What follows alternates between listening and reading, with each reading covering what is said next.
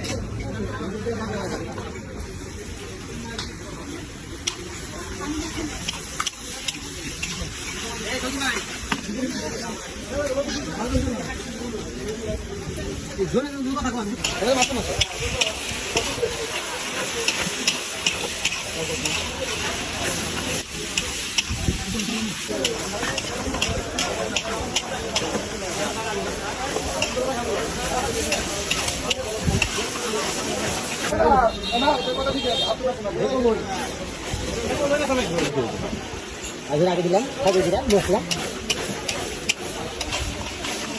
2 টাকা মশলা হবে কিন্তু।